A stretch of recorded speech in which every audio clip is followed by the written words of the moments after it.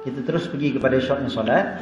Kita mula tadi lewat je, jadi kena cepat sikit. Terus kita pergi kepada tajuk yang berikutnya, insya-Allah kita masuk tajuk yang kita kata rukun yang terakhir daripada solat, iaitu salam. Kan? Ke dah baca salam itu? Belum kan? Dah ada soalan. Bulan lepas dah ada soalan tentang salam. Jadi kita dah cerita sikit tentang salam sebenarnya. Sebab bukan sikit, banyak soalan pasal salam bulan lepas. Bila kita nak bagi salam kalau kita sembahyang jemaah, bila kita nak bangkit, kalau kita masbuk, kan? Itu bulan lepas kita ada bincangkan. Tapi kita baca dulu berkaitan dengan salam. Solat. Bismillahirrahmanirrahim. Selesai tasyahud, diajar kepada kita untuk mengucapkan salam sebelum keluar daripada ibadah mulia ini. Keluar bukan bermakna putus hubungan dengannya. Jiwa dan hati kita telah dipasak kemas dengan ingatan kepadanya. Tugas kita sebagai hamba Allah menanti selepas keluar daripadanya. Keluar daripada solat tu kan. Maknanya bila kita selesai keluar daripada solat, kita bukan terputus terus hubungan dengan Allah. Bukan maknanya bila kita selesai saja solat, enjoy, aku merdeka. Dia bukan macam budak sekolah habis SPM, dia dah tak ada apa hubungan dengan sekolah tu sebenar-benarnya. Walaupun okeylah dia masuk alumni sekolah ke apa semua tu, itu sukarela. Kalau dia nak putuskan hubungan dengan sekolah tu terus pun tak ada masalah. Sebab dia dah habis dah SPM dia. Kan? Jadi dia habis je SPM, merdeka. Kan? Merdeka dia daripada SPM. Itu betul. Tapi kita dalam solat, habis solat bukan merdeka terus. Bukan terputus hubungan kita dengan Allah. Jiwa dan hati kita, kalau kita punya solat tu betul, kita dah pasak kemas ingatan kepada Allah Ta'ala. Habis sahaja solat, ada lagi tugasan kita sebagai hamba Allah Ta'ala. Bukan hamba dunia. Kita adalah hamba Allah. Maka ucapkanlah salam ke kanan kemudian ke kiri. Assalamualaikum warahmatullahi. Dimulakan solat dengan takbir, ingat kebesaran Allah. Disudahi dengan ucapkan salam kesejahteraan. Alangkah indah susul atur ibadah terpenting kita ini. Biarlah kita sudahi ibadah dengan kesejahteraan. Kita sebut nama Allah As-Salam, yang sejahtera. Kita yakin kesejahteraan adalah daripadanya dan segala kesejahteraan kembali kepadanya. Allahumma antas salam wa minkas salam. Kan? Ya Allah, Engkaulah yang maha sejahtera, sejahtera pun daripada Engkau. Wa ilaika ya'udus salam, pada Engkaulah kembalinya kesejahteraan. Kita mohon agar Allah hidupkan kita dengan kesejahtera. Fahina rabbana bisalam wa adkhilnal jannata darussalam. Moga akhirnya nanti kita dimasukkan ke syurga yang penuh kesejahteraan. Okey, jadi senang ceritanya, kita bila bagi salam, kita perhatikan betul-betul kan. Kita ni mula takbir kita sebut Allah Maha Besar. Mula solat Allahu Akbar, Allah Maha Besar. Kita bagi habis sekali kita sebut nama Allah yang Maha Sejahtera pula, As-Salam. Ya, dua-dua kita mula dengan habis dengan nama Allah. Kemudiannya kita memberi salam, tanda kita telah memperolehi kesejahteraan daripada solat. Maknanya Assalamualaikum tu juga kita habis tu bermakna kita sendiri pun dah dapat kesejahteraan. Aku solat, mudah-mudahan aku dapat kesejahteraan, aku dapat keselamatan. Selamat dunia, selamat akhirat dengan berkat aku dah solat ni. Itu satu. Yang keduanya, kita bagi salam sebagai tanda orang mukmin yang sebenar akan menyebarluaskan kesejahteraan kepada alam. Nabi SAW beritahukan afsyus salam, sebarkan salam. Manusia ni, orang beriman ni, dia memang sentiasa menyejahterakan orang lain. Kalau ada lah perkataan tu, menyebarkan kesejahteraan. Dia bukan dia saja selamat, dia nak orang lain pun selamat juga. Itu orang Islam. Itu sebab nama Islam tu pun Islam. Kan salah satu makna Islam, salam, maksudnya sejahtera. Jadi orang Islam memang itu dia punya cara dia, hidup dia. Al-muslimu man salima disebutkan. Orang Islam adalah orang yang lain selamat daripada lidahnya, daripada tangannya. Sejahtera. Orang Islam sejahtera dan mensejahterakan sekelilingnya. Bukan timbulkan permusuhan dan persengketaan. Kerana orang yang suka bersengketa adalah orang yang punya hati yang sakit. Sedangkan solat boleh merawat hati. Syoknya solat kita ia telah merawat segala penyakit dan membersihkan segala kotoran dalam hati kita. Kita perhatikan afsyu salam dari hadis tu Nabi SAW sebut mula-mula sekali sampai di Madinah. Nabi sebut afsyu salam, ayyuhan nas afsyu salam. Wahai manusia, sebarkan salam. Sejahtera. Orang Islam yang sebenar kita sebut tadi, lidah dan tangan dia, orang lain tak sakit. Orang lain tak sakit dengan sebab lidah dia, dengan sebab tangan dia. Dan kuasa yang ada pada dia tidak menyakitkan orang. Lidah dia pun tak menyakitkan orang. Sepatutnya begitu. Hari ini berapa ramai orang yang berbangga sebab lidah dia boleh sakitkan orang lain. Dia rasa puas hati bila dia boleh sakitkan orang. Dia boleh kutuk orang, hina orang, orang terasa, oh, power lah dia kira. Aku punya lidah ni jangan main. Ada bisa. Dia rasa bangga dengan benda tu. Dia rasa dia hebat boleh bila dia boleh kata kat orang. Aku sembuk dia. Dia boleh. Aku bagi peluru nanti. Peluru mulut dia tu macam mesin gun. Dia tembak sekali habis. Macam tu boleh rasa seolah-olah macam benda tu baik. Sedangkan benda tu bukan benda yang baik. Apatah lagi mengumpat. Dalam dunia kita sekarang ni, masyarakat kita pada hari ni, masyarakat yang kuat mengumpat, masyarakat yang kuat menyebuk hal orang, menyakitkan orang lain dan sebagainya. Jadi pelik lah. Dia jadi macam kita ni susah nak sejahterakan lidah kita. Walaupun kadang-kadang kita geram, tapi kita yang jadi orang yang tidak mensejahterakan orang. Mensejahterakan lagi senang. Okey. Semalam ada orang tanya saya. Dia kata ada satu orang ni saya tak kenal. Dia kata dia ni influencer Islamik. Influencer ni maksudnya ramai follower lah kot, juta-juta lah kot. Tapi Islamik, dia kata Islamik. Dia ni perempuan. Lepas tu ada satu orang perempuan lain berkenan kat suami dia. Lepas tu tulis pada dia, tulis email pada dia. Bukan mengorat lelaki dia, tak. Tulis email pada dia, cakap baik-baik. Minta maaf kak, saya berkenan sungguh dengan suami akak. Boleh tak akak kalau kita bermadu? Tak panas ke? Panas perempuan. Perempuan dengar cerita ni pun panas lah. Jadi, tapi orang perempuan yang tadi tu, dia tulis tu dengan baik. Maknanya dia tulis tu dengan cara yang berhemah lah. Dia bukannya tiba-tiba pergi mengorat lelaki tu, tak. Bahkan dia cakap terang-terang dengan si isteri tu. Maknanya cara dia tu cara yang baik lah, kita kata.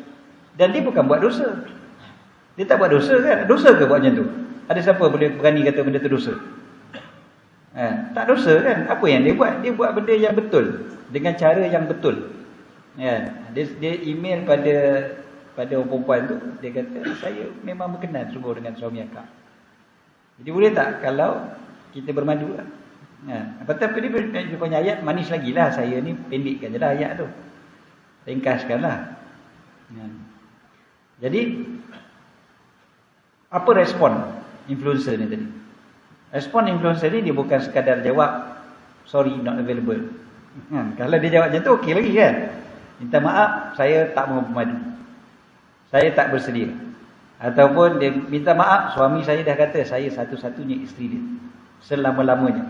Contohlah. Dia boleh jawab tu suka hati dia lah kalau dia nak jawab macam tu kan. Tapi apa yang dia buat? Dia pergi screenshot, dia pergi letak pula pada public, bagi tahu pada orang. Ni perempuan ngada-ngada nak menyondol suami aku, perempuan dia marah. Jadi sekarang ni siapa yang berdosa? Yang perempuan yang kata nak kat suami dia tak berdosa. Dia yang respon tu yang berdosa. dan dia tak buat kesejahteraan kepada orang lain. Jangan pula kata, tak Ustaz, dia tu yang pertama tu yang tak bagi kesejahteraan. Tak, dia bukan tak bagi kesejahteraan, dia buat benda ikut syarak. Dia buat benda tu betul. Yang respon tu yang salah. Respon dengan caranya tu, walaupun ya Ustaz, dia marah Ustaz. Kita bukan kata tak boleh marah. Kita kata jangan respon macam tu. Dia kalau dia nak marah sangat pun, dia jerit dah seorang-seorang dekat bantal dia. Tak guna punya perempuan, dia marah, menjerit seorang-seorang. Seperti dia dah. Tapi dia jangan sampai memburukkan pula orang lain dekat publik macam tu. Saya tak kenal siapa ni punya cerita. Orang tanya pada saya. Tapi nak ceritanya adalah kena jaga. Orang Islam, dia sentiasa orang lain sejahtera. Daripada mulut dia, daripada lidah. Bukan dia aniaya pun. Ada penganiayaan ke berlaku kat situ. Bukan dia aniaya, tak ada aniaya apa pun kan. Itu bukan penganiayaan. Kata Ustaz, dia dah nanyakan saya. Memanglah saya kena bangkit untuk menuntut hak saya. Itu bukan hak. Itu dosa. Itu bukan hak. Itu batil. Jadi kalau hak macam mana? Kalau memang betul kita punya hak diambil oleh orang. Dirampas. Itu cerita lain. Tapi ini bukan hak. Ini adalah penganiayaan yang kita buat pula kepada orang tu. Kita pula aniaya orang. Orang yang cakap dengan baik. Okey, seterusnya. Fokus pada sekurang-kurangnya 3 bacaan. Syoknya solat. Ada satu tips. 3 tempat ni tuan-tuan try untuk fokus. InsyaAllah dia akan merebak ke tempat yang lain. Merebak yang baik lah, khusyuk Try khusyuk pada 3 tempat ni, mudah-mudahan khusyuk dah juga kat tempat yang lain. Sebab kalau kita nak khusyuk daripada awal sampai habis, mungkin payah. Kan, macam kita sebut hari itulah, angkat takbir je pun dah teringat dah nak makan apa tengah hari ni. Jadi baru takbir pun dah khayal lah. Belum sampai bagi salam. Jadi nak khusyuk bukan satu benda yang senang. Maka diajarkan oleh para ulama, paling kurang cuba dulu pada 3 tempat. Cuba usaha sungguh-sungguh 3 tempat. Apa dia 3 tempat tu? Yang pertama adalah dekat perkataan ataupun ayat kita, wajjahtu wajhiya lilladzi fataras samawati wal arda hanifan musliman wa ma ana minal musyrikin. Dekat situ tu cuba untuk khusyuk dulu. Wajjahtu wajhiya, aku menghadapkan wajah aku kepada yang menciptakan langit dan bumi. Aku menghadapkan mukaku, ya Allah, aku tengah menghadap pada Engkau, ya Allah. Jadi hadirkan hati kita bila kita sebut macam tu. Jangan dalam hati kita sebut benda lain. Wajjahtu wajhiya lillazi fataras samawati wal ard. Tapi yang sebenarnya aku sedang menghadap kepada makanan tengah hari aku. Yang sebenar-benar. Kita dah jadi hipokrit. Dekat mulut kita kata kita menghadap Allah, tapi yang sebenarnya kita tak menghadap Allah. Jadi mula kat situ dulu. Wajjahtu wajhiya lillazi fataras samawati wal ard. Yang kedua, iyyaka na'budu wa iyyaka nasta'in. Ini pun sama juga. Kita fokus betul-betul kat situ sebab kita sedang minta tolong pada Allah. Kita ibadat pada Allah, minta tolong pada Allah. Kita menipu kalau kita kata kita beribadat pada Allah tapi hati kita ke lain. Begitu jugalah kalau kita minta tolong pada Allah tapi hati kita pandang lain. Sedangkan Allah tengok hati kita. Kita kata iyyaka nasta'in, aku minta pada Engkau ya Allah, tapi hati kita tengah fikir benda lain. Jadi kita jadi macam mana? Kurang ajar dengan Allah Taala. Kita dah jadi biadab dengan Allah. Kita minta tolong pada Allah tapi hati kita pandang lain. Seperti orang minta tolong dengan kita tapi dia pandang lain. Kan biadab. Dia minta tolong pada kita, dia minta sedekah pada kita, tapi dia tak mau pandang pun kita. Dia pandang benda lain. Itu kita kata biadab. Kau minta sedekah pada aku, tapi kau tak nak tengok pun muka aku. Kau tengok tempat lain. Kalau dia jenis jaga pandangan cerita lain. Yang nak minta tolong pula, dia minta tolong kat orang perempuan. Dia minta sedekah kat orang perempuan. Saya ni hafal Quran contohnya kan, budak tahfiz. Tak boleh tengok orang perempuan, Kak. Tolong Kak, itu tak apalah kan. Itu cerita lain, itu tak biadab. Tapi kalau macam ni minta RM5. RM5. Itu kan biadab nama dia. Mana ada orang minta sedekah macam tu. Orang minta sedekah kan kalau dia pandang kita pun mata dia jadi macam mata kucing yang apa tu? Yang tengah minta kesian kan. Bulat mata dia minta, sedih, nampak macam berkaca je mata dia. Dia minta, kita rasa scammer ni. Tapi pasal dia minta macam tu sekali, bagilah RM5 pun, RM2 pun aku bagilah kan. Sebab dia minta sungguh. Orang minta sungguh-sungguh dia lain dengan orang minta yang macam asal boleh je. Macam itulah kita dengan Allah Ta'ala. Iyyaka nasta'in, minta pada Allah Ta'ala. Tapi kita tak jadi orang yang beradab dengan Allah Ta'ala. Baru ni saya berbual dengan seorang producer ni. Dia cerita tentang perbualan hati-hati buta. Hati-hati ni buta. Dia pun tak perasan. Rasanya dia tak perasan lah. Penerbit tu ada sekali dengan dia pun. Dia pun bersembang sama dia. Bersembang apa? Bersembang tentang masalah kewangan. Job tak ada. Hanya tak ada orang jemput untuk buat persembahan. Jadi dalam keadaan susah tu, ada seorang cakap. Dia kata, kalau macam ni lah kan, aku minta sedekah tepi jalan je lah. Dia buta. Yang seorang lagi kawan kata, jangan. Kau kalau buat benda tu ketagih. Dia kata, benda tu ketagih sungguh. Memang ramai orang akan bagi duit pada kau tak boleh berhenti nanti. Kau akan ketagih. Kata. Lagi-lagi kau bawa anak kau yang buta tu. Lagi banyak orang bagi. Dia kata macam dia celik je kan. Kau bawa anak kau yang buta tu. Dia pun buta juga.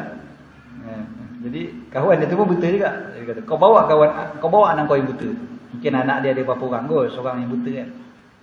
Kau bawa ke anak kau yang buta tu, lagi banyak orang bagi. Tapi kau akan ketagih. Kau tak nak berhenti dah nanti. Jadi saya bila dengar dia bercakap benda ni kan, orang buta ni bercakap dengan orang buta ni, dia sendiri tak nak buat benda tu. Sebab dia kata benda ni tak bagus, meminta-minta. Tapi saya fikir pula dari sudut yang lain, kata orang Malaysia ni memang dia suka memberi. Dia suka memberi. Lagi-lagi bila dia kesian kat orang tu. Dia kesian kat orang tu, dia bagi banyak. Semalam saya berhenti kat satu R&R. Saya makan petang semalam. Lepas tu ada busker. Dia main gitar, menyanyi. Sedap menyanyi. Jadi, tapi sambil-sambil dia nyanyi tu, saya dengar banyak kali. Dalam satu lagu dia nyanyi tu pun, berapa kali dia sebut, terima kasih. Terima kasih kak. Terus sambung nyanyi. Terima kasih bang. Dia nyanyi lagi. Terima kasih. Terima kasih. Saya kira, berapa kali dia terima kasih ya. Maknanya tiap terima kasih tu sebab ada orang bagi. Satu lagu kalau ada 10 orang bagi, kalau seorang bagi RM2 pun, dia dah dapat RM20 dah satu lagu. 1 jam dia boleh berapa dekat jenis dia duduk kat situ. Kalau dia duduk tu 3-4 jam tu, berapa ratus ringgit dia dapat. Katalah RM500 dia dapat. RM500 dia dapat. Kalau 10 hari je dia kerja, dah dapat RM5,000 dah. Terus banyak duit dia ni. Jadi saya fikir apa? Saya kata, tak apalah dia buat kerja. Dia bukan minta sedekah. Dia buat kerja dia menghiburkan. Walaupun dia panggil penghibur jalanan, tapi dia menghiburkan orang. Jadi dia bukan buat benda jahat. Dia bukan mencuri kan. Dia kerja dia halal, gaji dia halal, pendapatan dia halal. Orang bagi dia tak apalah, rezeki dia. Dia boleh 10,000 sebulan pun rezeki dia kan. Tak apalah, rezeki dia. Tapi nak ceritanya apa dia? Saya fikirkan, saya kata memang orang suka memberi. Memang orang suka memberi. Orang suka nak beri. Allah Ta'ala lagi suka memberi. Allah maha memberi. Kita ni minta dengan biadab pun Allah bagi juga. Tapi yang ruginya siapa? Ruginya kita lah. Bila kita minta dengan biadab. Kita yang tak dapat pahala menyembah Allah Ta'ala. Kita yang tak dapat pahala beradab dengan Allah Ta'ala. Beradab dengan Allah. Beradab dengan Allah Ta'ala itu yang perlu. Dia bukan kira Allah bagi tak bagi. Memang Allah boleh je bagi. Walaupun orang tu kafir sekalipun Allah bagi kan. Orang kafir pun Allah bagi. Sebab rahmat Allah Ta'ala itu sangat luas. Jadi orang kafir pun dapat. Lagilah biadab mereka syirikkan Allah Ta'ala. Lagi mereka biadab. Tapi dapat juga. Tapi rugilah dia. Sebab dia dapat dunia, dia tak dapat akhirat. Kita tak mahu macam tu. Jangan kita perasan kita minta dapat daripada Allah. Jadi maknanya kita ni kekasih Allah. Tak mesti. Ya, sebab dunia ni Allah boleh bagi pada siapa-siapa saja. Jadi jangan ingat, oh sebab aku punya doa ni mustajab. Aku rajin sedekah tu ke kaya ni. Dia rasa macam tu. Sebab dia rasa macam dia buat tu memang Allah Ta'ala memang bagi terus. Maknanya memang hebat sungguh. Bahaya pemikiran macam ni. Jadi iyyaka na'budu wa iyyaka nasta'in, minta sungguh-sungguh pada Allah dengan beradab. Adab kita dengan Allah Ta'ala tu yang perlu diperhatikan bila kita minta pada Allah. Dulu kita pernah bincang, kita ni tak boleh senang-senang buka aurat walaupun duduk seorang-seorang. Kerana apa? Adab dengan para malaikat, adab dengan Allah Ta'ala. Kan? Ada orang tanya, adab dengan Allah. Allah kan kau pakai ke tak pakai ke Allah tahu. Allah nampak. Kan? Ada orang kata sama je Ustaz. Saya tak pakai apa ke, saya pakai tutup habis ke, Allah Ta'ala Maha melihat. Jadi apa yang kata adab dengan Allah? Kita kata tak, dia bukan isu dia Allah Ta'ala tengok ataupun tidak. Memang Allah Ta'ala Maha melihat. Isunya adalah kita. Kita tu perlu beradab dengan Allah. Kita yang perlu beradab dengan Allah Ta'ala. Tuan-tuan kalau tengok anak-anak murid yang beradab dengan guru dulu-dulu kan, macam mana hebatnya kan. Apa anak murid Imam Abu Hanifah sendiri. Imam Abu Hanifah sampai tak lunjurkan kaki ke arah tok guru dia, ke arah rumah tok guru dia. Bukan ke arah tok guru dia, ke arah rumah tok guru dia pun dia tak lunjurkan kaki. Hebat tak hebat adab dia. Bukan tok guru dia tahu ke tak, dia lunjur kaki ke tidak kan. Tapi adab tu daripada dia. Dia bukan kira tok guru dia tahu ataupun tidak. Dia tu perlu beradab dengan guru dia. Lunjurkan kaki ke arah rumah guru dia pun dia tak mau. Ini Imam Abu Hanifah. Patutlah dia dapat kehebatan seperti mana yang dia dapat. Imam Abu Hanifah. Dan adalah kalau kita tengok guru-guru yang lain semua macam tu. Ada seorang guru ni, ada seorang syekh ni, dia anak murid pada al-Imam pada Habib Ahmad Masyhur Al-Haddad yang meninggal dunia pada akhir 90-an, yang mengislamkan puluhan ribu orang Afrika. So Habib Ahmad Masyhur Al-Haddad ni dia ada anak murid dia ramai. Ada seorang anak murid dia ni, kalau nak telefon dia, telefon tau, bukannya nak bercakap depan. Nak telefon tok guru ni, telefon dulu dah kan, telefon kan kena pegang kan, bukannya handphone macam kita ni. Dia punya cara dia bila dia nak telefon tok guru dia mesti ambil semayang dulu, dan dia mesti pegang telefon tu menghadap kiblat. Dia menghadap kiblat, baru dia angkat telefon tu, baru dia dial nombor guru dia. Jadi saya kata amboi, kata sampai gitu sekali adab. Tok guru dia bukan tahu pun dia menghadap kiblat ke tidak, dia ada wudu ke tidak apa. Tok guru dia bukan tahu pun. Tapi sebab dikira sebagai adab. Adab ni dia bukan masalah orang yang satu lagi tahu ke tidak. Adab tu pada diri kita yang buat. Jadi sekarang ni kita dengan Allah Ta'ala. Allah Ta'ala memang bagi, Allah Ta'ala memang tolong kita. Tapi kita minta tolong pada Allah biar beradab. Iyyaka na'budu wa iyyaka nasta'in. Pada Nabi SAW. Bagi salam pada Nabi bila? Waktu tahiyat akhir. Tahiyat awal pun kita baca. Senang ceritanya waktu tahiyat tu kita akan baca Assalamu alayka ayyuhan nabiyyu wa rahmatullahi wa barakatuh. Bagi salam pada Nabi, janganlah fikiran ke lain. Biarlah kita tahu yang kata kita sedang bagi salam pada Nabi. Jangan sampai bagi salam pada Nabi tapi entah ke mana-mana lah hati kita. Hati entah ke mana-mana. Jadi tak beradablah pula dengan Nabi. Macam orang sekarang pun pergi Madinah, dan berapa ramai orang pergi Madinah tak beradab dengan Nabi SAW. Duduk dekat masjid Nabi, depan masjid Nabi tak beradab dengan Nabi. Pada depan Nabi, duduk depan Nabi, gelak ketawa. Dia boleh macam-macam lah. Buat lawak ni, bergurau sana, mengumpat pula orang dan sebagainya. Depan Nabi boleh buat macam tu. Menjerit-jerit. dan sebagainya. Depan Nabi. Tak beradab dengan Nabi sallallahu alaihi wasallam. Bagi salam pada Nabi tapi hati entah ke mana-mana. Ya. Berziarah makam Nabi tu ada yang masih lagi hati lain. Fikiran dia entah ke mana-mana padahal dah duduk depan Nabi. Sekarang ni kita bagi salam pada Nabi tak mesti duduk depan Nabi. Bagi salam pada Nabi kita dekat Kedah ni pun kita bagi salam pada Nabi, Nabi jawab. Dan malaikat akan sampaikan salam kita. Jadi rugi kita kalau kita bagi salam pada Nabi, hati kita tak ada. Biar kita beradab dengan Nabi sallallahu alaihi wasallam. Bagi salam pada Nabi dengan sebenar-benar kita bagi salam. Kita bagi salam pada orang pun dengan penuh adab, hormat, kan? Orang Melayu terkenal dengan bagi salam dengan penuh lemah. Mesir. Orang Mesir bagi salam kan.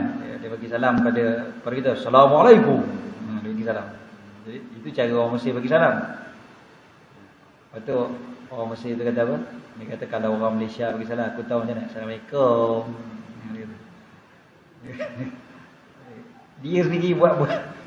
Dia sendiri tiru. Dia tiru orang Malaysia. Dia kata, orang Malaysia bagi salam, Assalamualaikum. Kum tu mesti panjang. Jadi dia pun gelak. Dia kata aku dah tahu. Dia kata aku tak payah pusing kepala pun aku tahu dah orang Malaysia bagi salam. Tapi yalah tak apalah. Yang pentingnya penuh adab dah kita nak bagi salam ni. Kita bagi salam dengan penuh adab pada sesama kita. Kenapa pada Nabi SAW kita tidak beradab? Pada Nabi SAW sepatutnya lebih lagi kita beradab. So waktu solat, ini 3 tempat yang kita cuba fokus. Wajjahtu wajhiya lillazi fataras samawati wal ardh. Yang kedua, iyyaka na'budu wa iyyaka nasta'in. Yang ketiga, waktu bagi salam. Assalamu alayka ayyuhan nabiy wa rahmatullahi wa barakatuh. Semua tempat kita patut fokus, tapi paling kurang 3 ni. Mula dengan yang 3 ni, insya-Allah kita dapat fokus pada keseluruhan solat.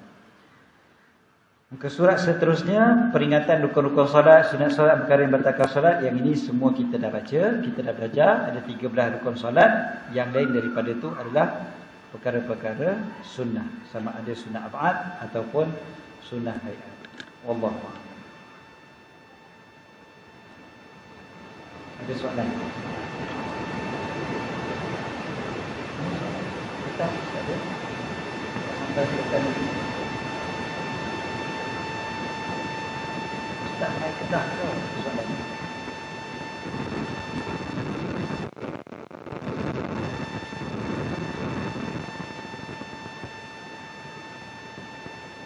Waalaikumsalam warahmatullahi.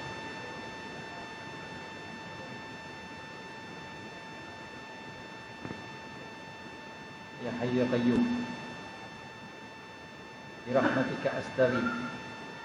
Ya Hayyu ya Qayyum, la ilaha illa anta.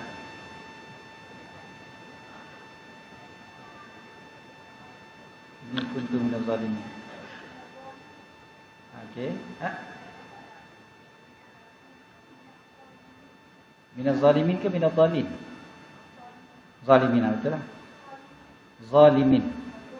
Za. La ilaha illa anta subhanaka inni kuntu minaz zalimin. Orang zalim. Sesungguhnya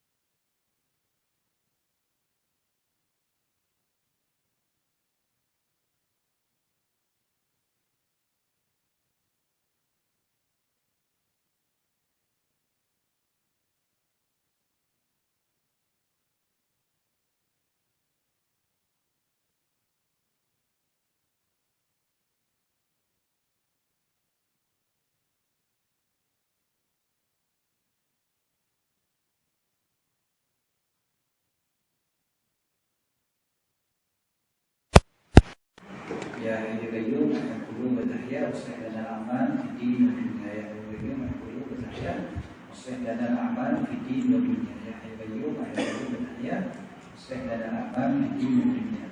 Pada kali sebelum sembahyang subuh.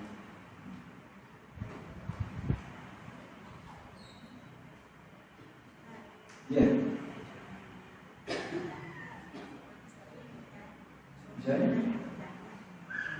Zakat. Okey. Mana boleh tu lah. Zakat fitrah je lah. Zakat lain kita sendiri kaya. Ada sih.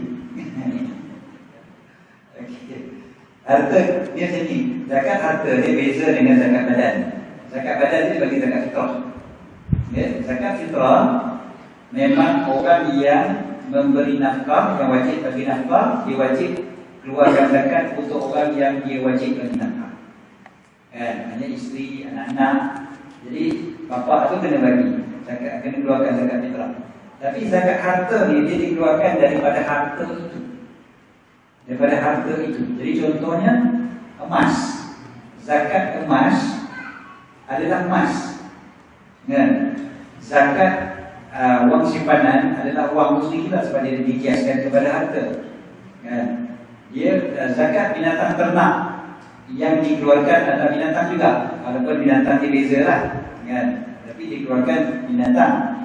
Zakat padi. Zakat padi. Kan? 1/10 ataupun 1/20. 1/20 daripada padi. 1/10 daripada padi. Okay? Zakat harta karun, harta yang digaji atau orang dikeluarkan daripada harta tersebut. Okay. Zakat perniagaan sahaja ada beza, dikeluarkan nilai daripada perniagaan kita. Maknanya kalau peniaga handphone, zakat dia bukan handphone. Dia bukan 1000 handphone, aku kena bagi 25 biji handphone sebagai zakat. Bukan, dia kira nilai. Itu nilai. Zakat perniagaan ada nilai. Tapi zakat yang lain disebut daripada benda itu sendiri. Jadi kita keluarkan daripada benda itu. Jadi bukan bermakna, maknanya bukan orang lain yang kena bayarkan zakat itu. Tapi kalau dia nak bayarkan, dia kira macam ni. Dia minta izin pada kita. Seorang suami contohnya kan, dia kata isteri tu ada duit 100,000 dekat bank. Jadi zakat dia 2,250. Jadi dia kata dia nak bagi zakat 2,500 kan? 100,000 dia tu 100,000 kan?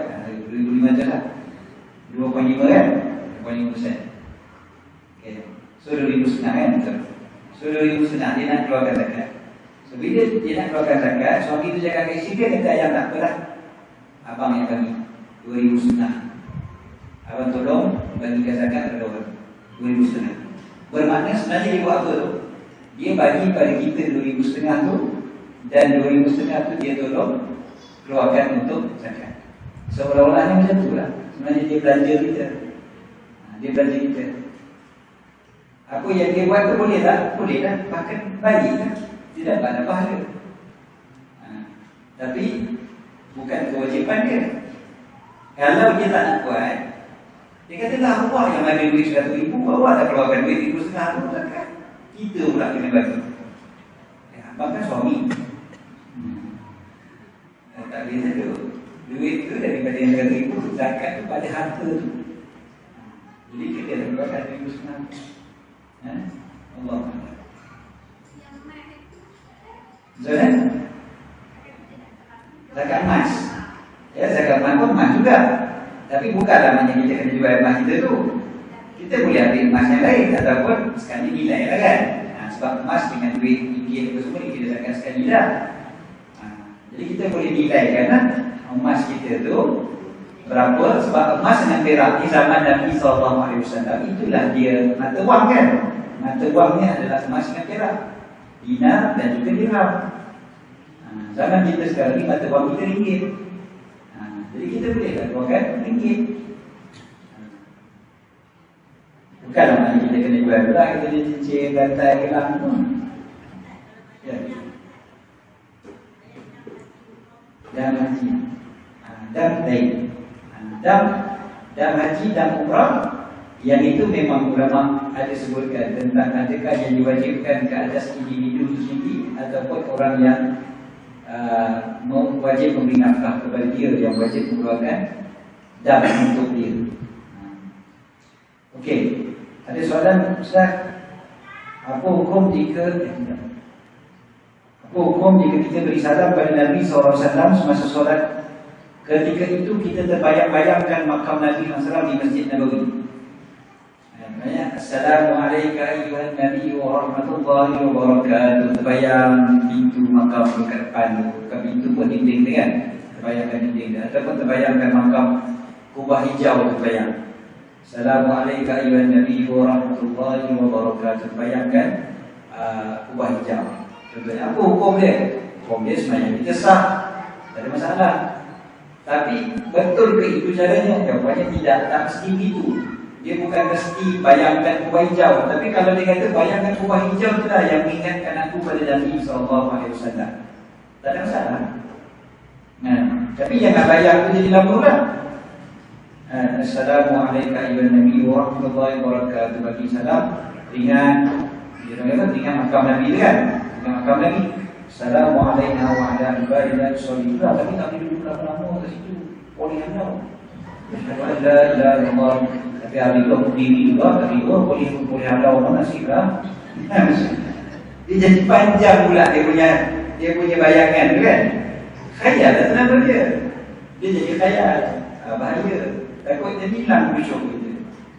Kan ulama sebut sampai syurga pun jangan bayangkan. Boleh bagi terjemahan Ustaz? Oh yang tadi ya Hayyu Qayyum Ahyil Qulub Tahya. Ya Hayyu ya Qayyum Ahyil Qulub. Ahyil Qulub, hidupkanlah hati-hati. Tahya, engkau dah yang menghidupkan. Aslih lana al-a'mal, perbaikilah untuk kami amalan-amalan fi dini wa dunia, pada agama dan pada dunia. Ustaz, dalam sujud boleh tak doa dalam bahasa Arab yang lain seperti Allahumma inni as'aluka jannah, Allahumma inni as'aluka husnal khatimah dan yang lain-lain lagi? Boleh, tak ada masalah. Allahumma barik lana fima razaqtana wa qina adzabannar pun boleh.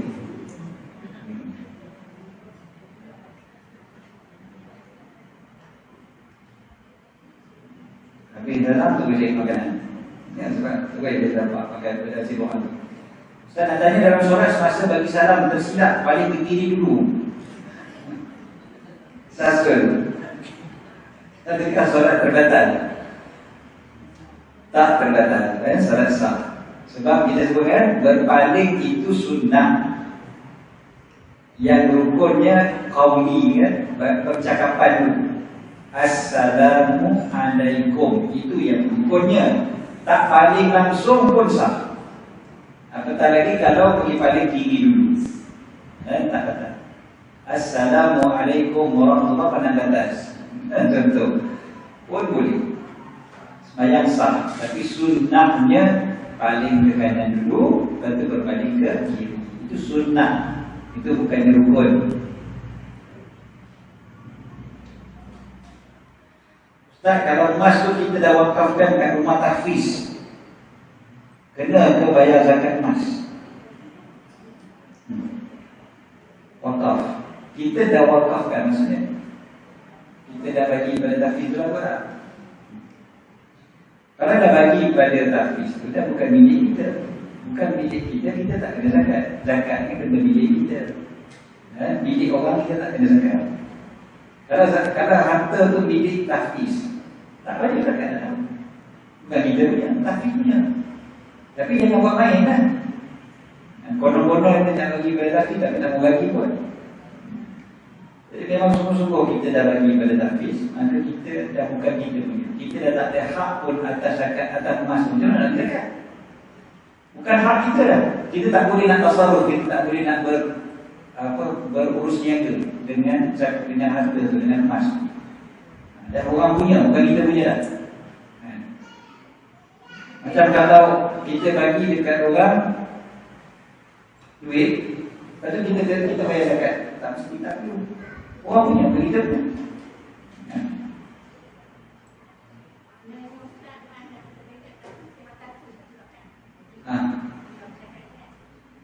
Tahfiz keluarkan zakat?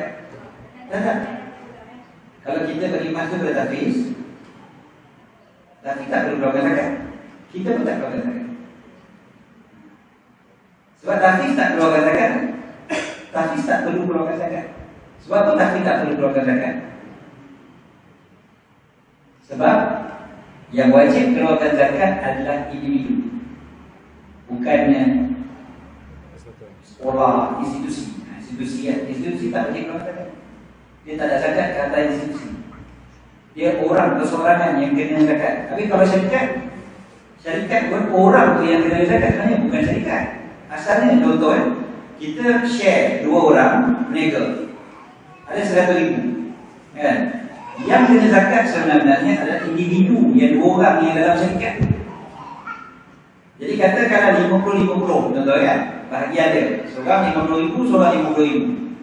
Jadi seorang kena 2.5% daripada 50,000, seorang lagi 2.5% daripada 50,000. Katakanlah seorang tu dia ada 10,000, yang seorang lagi 90,000. Yang 10,000 tak kena zakat sebab tak cukup nisab. Yang 90,000 saya kena. Jadi 2.5 daripada 90,000, bukan 2.5 daripada 10,000. 10,000 tak kena. Sebab bukan dia. Kecuali kalau dia dah disekalikan, itu macam kalau zakat binatang ternak dan sebagainya, itu cerita lain kan. Zakat binatang ternak tu memang ulama berbincang banyaklah. Kalau diletakkan sekali dalam kandang yang sama sepanjang tahun, diberikan makanan yang sama, semuanya sama, langsung tak diasingkan walau satu hari, itu memang zakat sekali.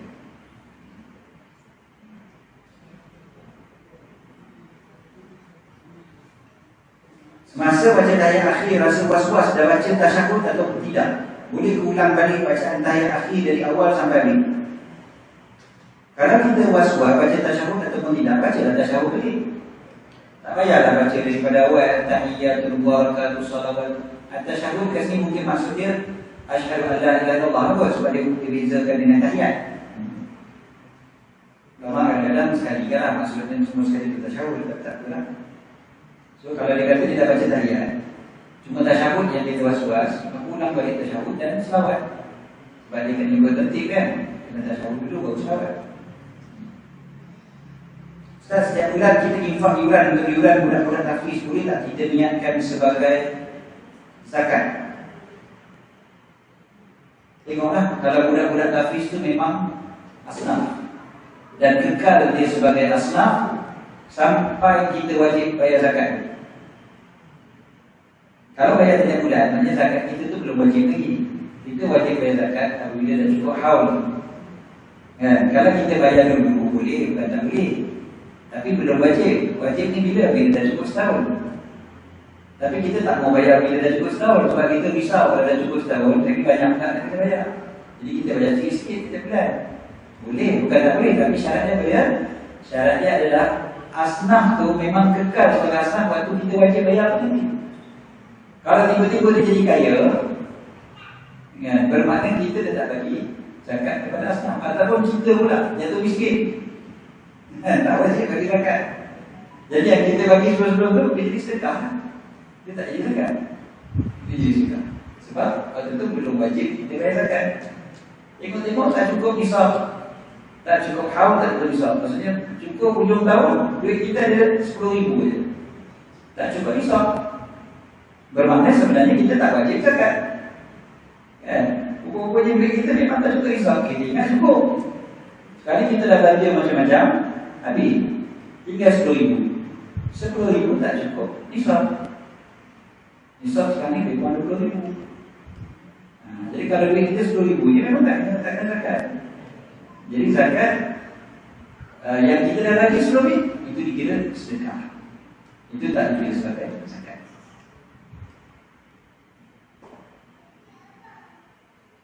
Okey. Pukul 9.20 mula tadi lewat, kita kena berhenti, katanya tidak mantai. Itu dia punya cara dia. Jadi ustaz ramai lewat tak apa. Yang penting berhenti kena tempat. Jadi tapi dah dah ke tempat ni belajar 20 minit lah. Jadi kita berhenti tu sudah. Jadi cukup setakat insya-Allah untuk kali ini. InsyaAllah minggu bulan depan kita akan sambung lagi. InsyaAllah solat kita tak habis lagi, Ikam pun tak habis lagi. InsyaAllah kita akan sambung lagi pada bulan depan, hikmah yang berikutnya. Dan juga solat pun kita akan bincang pulang selepas daripada solat itu sendiri. Ada lagi perkara-perkara yang akan membantu khusyuk kita dalam solat insyaAllah. Allahu'alam.